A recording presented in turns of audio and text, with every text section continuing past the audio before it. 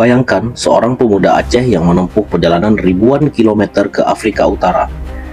Di sana, ia ditempa dan latihan militer keras, bahkan sempat menjaga nyawa seorang presiden yang ditakuti sekaligus dipuja dunia, Muammar Gaddafi.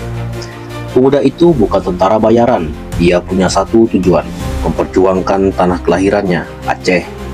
Namanya adalah Muzakir Manaf, sosok yang pernah menjadi komandan Gerakan Aceh Merdeka atau GAM, dan akhirnya duduk di kursi tertinggi Gubernur Aceh. Muzakir Manaf lahir 3 April 1964 di Gampong Mane Kawan, Kecamatan Senudon, Aceh Utara, dari pasangan Manaf dan Subaidah. Sejak kecil, ia tumbuh di tengah suasana politik yang penuh gejolak. Aceh memang punya sejarah panjang pemberontakan, dari DITII Daud Bereh hingga lahirnya Gerakan Aceh Merdeka pada 1976 oleh Hasan Tiro. Sebagai remaja, Muzakir menyaksikan konflik itu dari dekat. Impiannya bukan sekadar berkarir, melainkan menjadi bagian dari perjuangan Aceh. Ia bergabung dengan GAM pada tahun 1986 saat usianya sekitar 22 tahun. Saat itu, ia termasuk dalam gelombang awal pemuda Aceh yang direkrut untuk dikirim mengikuti pelatihan militer ke luar negeri. Lobi-lobi Hasan Tiro di dunia internasional membuat Presiden Libya Muammar Gaddafi menaruh simpati. Ratusan pemuda Aceh dikirim ke Libya melalui Malaysia dan Singapura. Tahun 1986 hingga 1989 Muzakir berada di Libya. Durasi pelatihannya sekitar 3 tahun. Di sanalah cerita besarnya dimulai. Pelatihan Kamp Tajura. Di Libya, Muzakir Manaf masuk ke kamp pelatihan militer yang keras. Negara pimpinan Muammar Gaddafi itu memang terkenal mendukung banyak gerakan separatis di dunia, dari Palestina, Irlandia, Filipina, hingga Aceh. Pusat pelatihan mereka adalah Kamp Tajura, sekitar 10 km dari Tripoli. Di sanalah pemuda-pemuda pilihan Aceh berusia belasan hingga 20-an tahun mulai menjalani hari-hari berat. Pagi hingga sore, pelatihan diisi dengan penempaan fisik, teknik tempur, penggunaan AK-47 dan senjata ringan lainnya, termasuk mortir, strategi gerilya, dan perang hutan. Pada malam hari, para peserta mendapatkan doktrin dalam kelas ideologi, tak jarang diisi langsung oleh Hasan Tiro. Isi materinya sejarah panjang Aceh, mulai dari kerajaan Islam hingga kolonialisme, alasan kenapa Aceh harus merdeka, propaganda dan public speaking, bagaimana menggerakkan massa. Ada juga diskusi sosiologi, ekonomi, hingga antropologi. Mereka benar-benar disiapkan tidak hanya sebagai kombatan, tapi juga diplomat dan propagandis. Bagi para peserta, ini bukan sekadar latihan militer, tapi juga sekolah nasionalisme Aceh.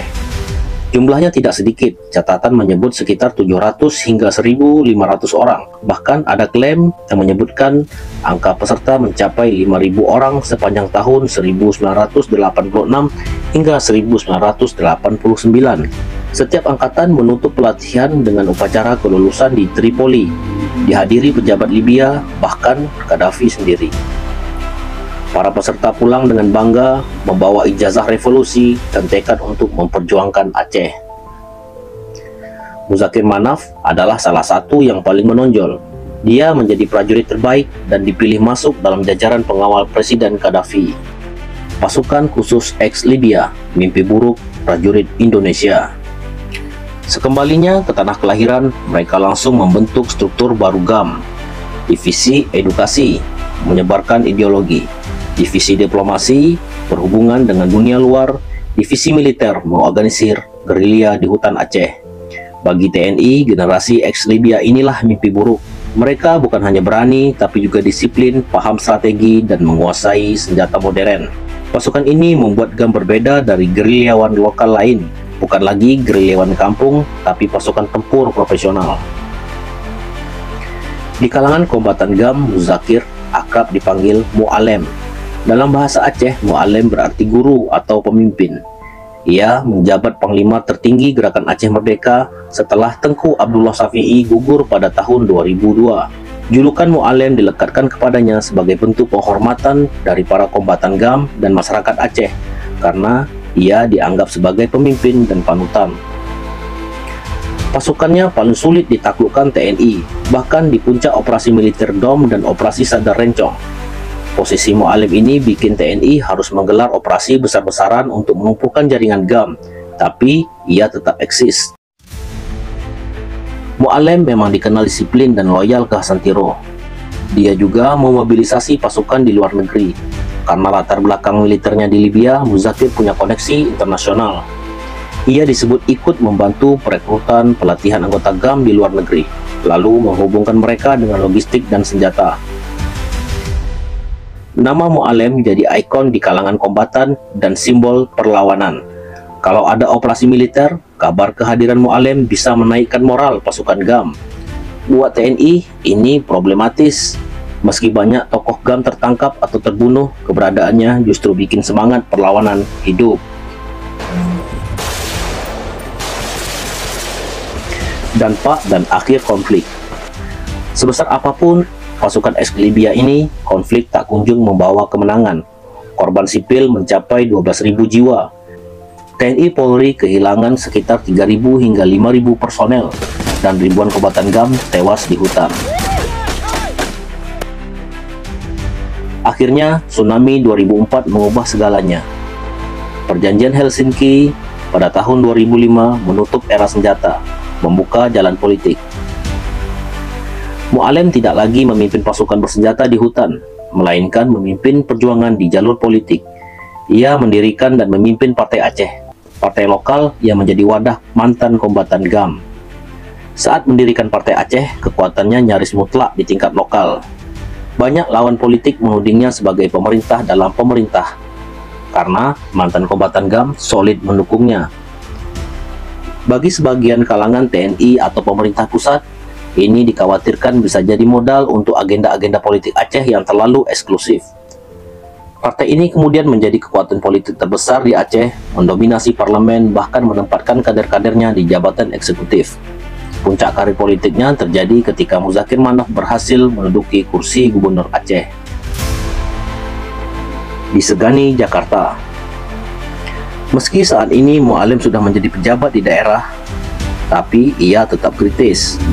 Tak jarang ia mengeluarkan pernyataan keras jika merasa pemerintah pusat mengingkari butir-butir perjanjian, terutama soal kewenangan Aceh dan simbol bendera bulan bintang. Sikapnya ini bikin Jakarta dan aparat pusat gerah karena dianggap membuka ruang nostalgia separatisme. Masyarakat Aceh menolak 4 pulau itu jadi milik Sumatera Utara. Kasus terakhir yang masih segar di ingatan kita bersama, sebuah keputusan dari pusat tiba-tiba menghapus 4 pulau dari peta Aceh. Mangkir Gadang, Mangkir Ketek, Lipan, dan Panjang. Pulau-pulau kecil tapi punya arti besar, simbol harga diri dan kedaulatan Aceh. April tahun 2025, Mendagri Tito Karnavian menandatangani sebuah surat keputusan. Isinya mengejutkan, 4 pulau itu kini masuk ke wilayah Sumatera Utara.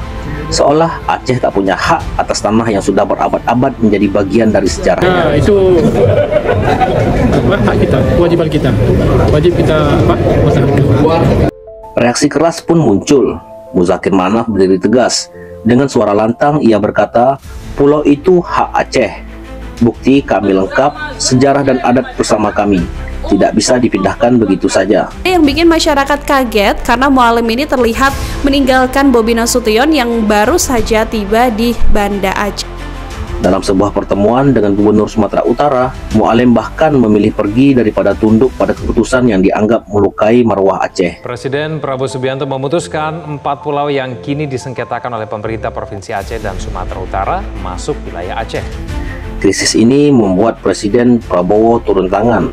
Negosiasi panjang, tarik-menarik kepentingan hingga akhirnya pertengahan Juni 2025 keputusan keluar. 4 pulau itu resmi kembali ke Aceh. Pulau-pulau itu kini bukan sekadar hamparan tanah di lautan. Mereka menjadi saksi bahwa harga diri sebuah bangsa tidak bisa ditukar dengan selembar surat keputusan. Sekali lagi, sejarah membuktikan marwah Aceh tidak mudah digoyahkan. Pemandangan unik juga terlihat saat Muzakir mengikuti retreat kepala daerah di Akmil, Magelang pada Februari 2025 lalu. Pada satu momen, terlihat Presiden Prabowo dan Muzakir saling memberi hormat ala militer. Dua orang yang sama-sama ex-komandan pasukan khusus itu tampak saling menunjukkan rasa hormat dan saling berpelukan. Momen itu juga menunjukkan bahwa posisi Muzakir Manaf dan Aceh cukup disegani oleh pemerintah pusat, termasuk di bawah pemerintahan Jenderal Prabowo Subianto. Kisah Muzakir Manaf menunjukkan satu hal, sejarah sering melahirkan tokoh yang melampaui zamannya.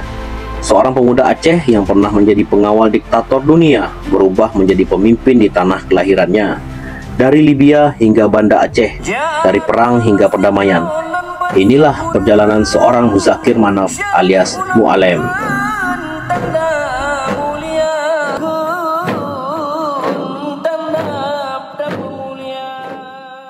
Kalau kamu suka sejarah dan fakta-fakta unik yang jarang dibahas, jangan lupa klik tombol subscribe dan nyalakan loncengnya.